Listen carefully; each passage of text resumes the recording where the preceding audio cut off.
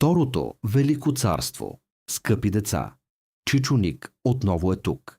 Сега ще ви разкажа как магията на вълшебният компас на Дани ще ни пренесе заедно от 1185 до 1396 година в земите на Козлодуй.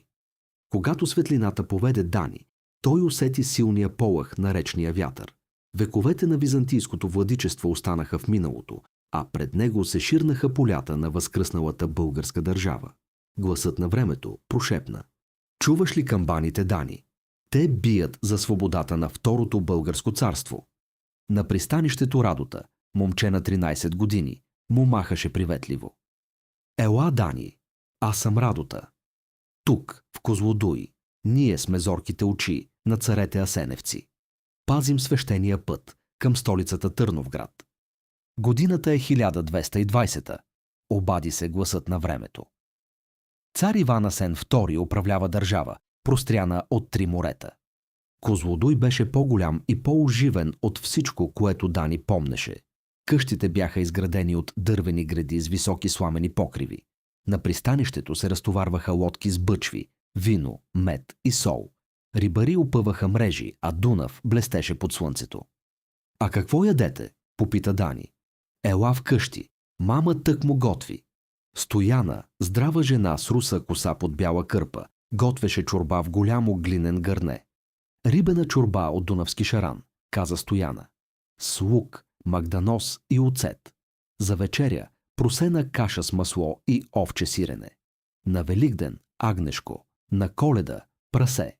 Хлябът го печем 2 пъти в седмицата в общата пещ. До огнището баба Калина предеше вълна. На стената над нея грееше икона на Света Богородица. Църквата е нашата опора, каза баба Калина. Камбаната й събира селото, когато идва беда. Тя показа ръба на престилката си, избродиран с червени и черни кръстчета. Тази шевица е от майка ми, а нейната от нейната майка. Шевицата пази жената, както мечът пази мъжа. На площада пред каменната черква стоеше Горан, бащата на Радота.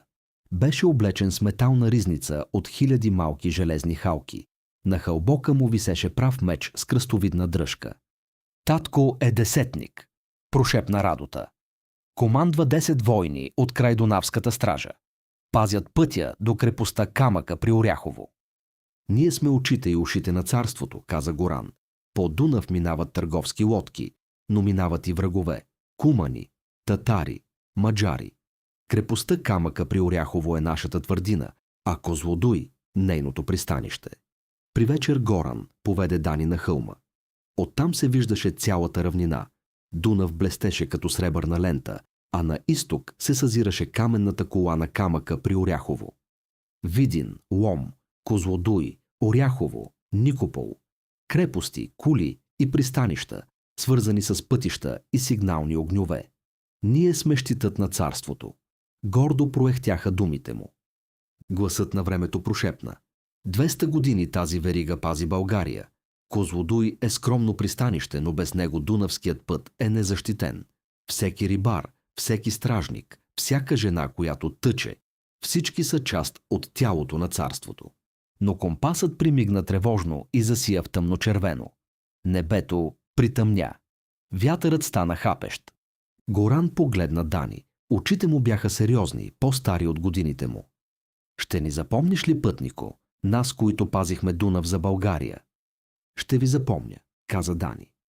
Ще помня камбаните на свободата, рибената чорба на Стояна, вретеното на баба Калина и шевицата от нейната майка и меча на баща ти. Ще разказвам за кулата на камъка над Дунав и веригата от крепости, които 200 години пазеха България. И така, деца мои, завършва приказката за камбаните на свободата. Научихте как след 1185 година братята Асен и Петър възкресяват българската държава. Как Козлодуй е бил част от многото крепости по Дунав, пазещи северната граница. Как хората яли рибена чорба, каша от просо и хляб от общата пещ, носели ленени ризи, вълнени кафтани и кожуси, тъкали на стан, бродирали шевици и пазели икони. Помнете, скъпи деца, и най-скромното пристанище може да бъде щит на цяло царство. Силата не е само в крепостите, Тя е в хората, които стоят зад тях. С обич, вашият разказвач Чичо Ник. Пристанището. Илюстрация. Винетка. Пристанището на Козлодуй. Плоскодънни лодки, бъчви с вино и мед, рибари. Радота с бронзов нож на колана маха на Дани. Дунав блести. Оживена средновековна сцена. Когато светлината поведе Дани, той усети силния полъх на речния вятър. Вековете на византийското владичество останаха в миналото, а пред него се ширнаха полята на възкръсналата българска държава. Гласът на времето прошепна. Чуваш ли камбаните, Дани? Те бият за свободата на Второто българско царство. На пристанището Радота, момче на 13 години, му махаше приветливо. Ела, Дани. Аз съм Радота. Тук, в Козлодуй, ние сме зорките очи на царете Асеневци. Пазим свещения път към столицата Търновград. Годината е 1220, обаси се гласът на времето.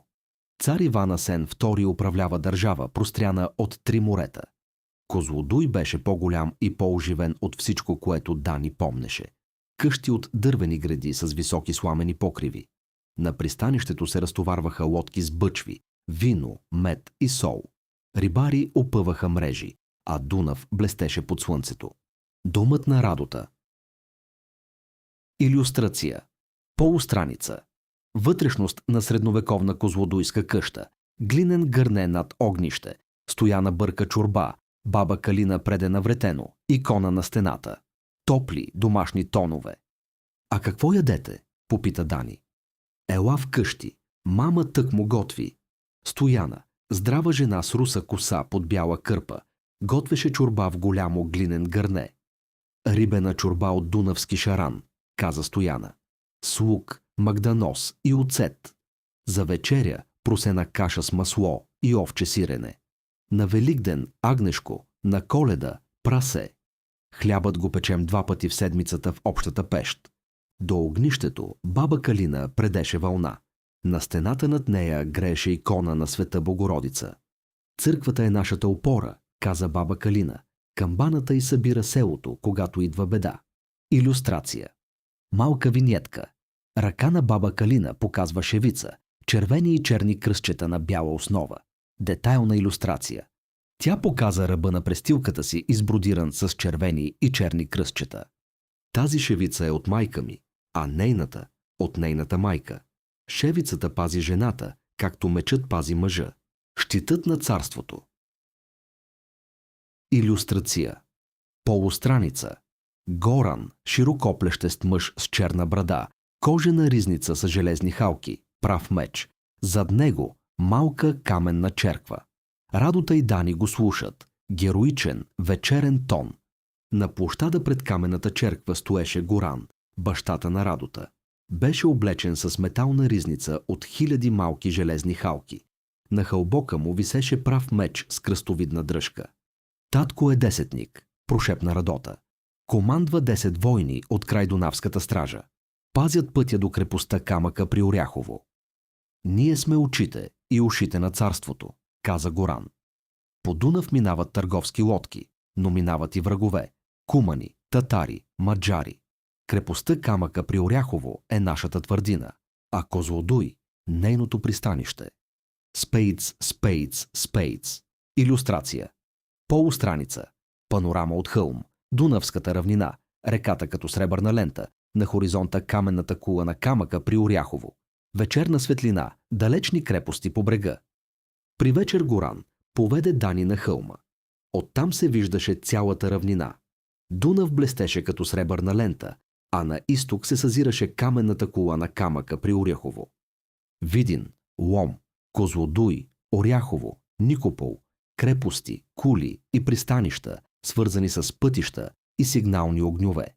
Ние сме щитът на царството. Гордо проехтяха думите на Радота. Гласът на времето прошепна. 200 години тази верига пази България. Козлодуй е скромно пристанище, но без него Дунавският път е незащитен. Всеки рибар, всеки стражник, всяка жена, която тъче, всички са част от тялото на царството. Преди дългата нощ. Илюстрация. Полустраница. Тъмночервен залез. Каменна кола. На върха суров воин с меч. Небе в цвят на кръв. Знамето на Видинското царство. Драматичен, тревожен тон. Но компасът примигна тревожно и засия в тъмночервено. Небето притъмня. Вятърът стана хапещ. Радота погледна Дани. Очите му бяха сериозни, по-стари от годините му. Ще ни запомниш ли, пътнико? Нас, които пазихме Дунав за царете. Ще ви запомня, каза Дани. Ще помня камбаните на свободата, рибената чорба на Стояна, вретеното на баба Калина и шевицата от нейната майка и меча на баща ти. Ще разказвам за кулата на камъка над Дунав и веригата от крепости, които 200 години пазеха България. Спейц, спейц, спейц. И така, деца мои, завършва приказката за камбаните на свободата. Научихте как след 1185 година братята Асен и Петър възкресяват българската държава. Как Козлодуй е бил част от многото крепости по Дунав, пазещи северната граница. Как хората яли рибена чорба, каша от просо и хляб от общата пещ. Носели ленени ризи, вълнени кафтани и кожуси. Тъкали на стан, бродирали шевици и пазели икони. Помнете, скъпи деца, и най-скромното пристанище може да бъде щит на цяло царство. Силата не е само в крепостите, тя е в хората, които стоят зад тях. С обич, вашият разказвач Чичо Ник.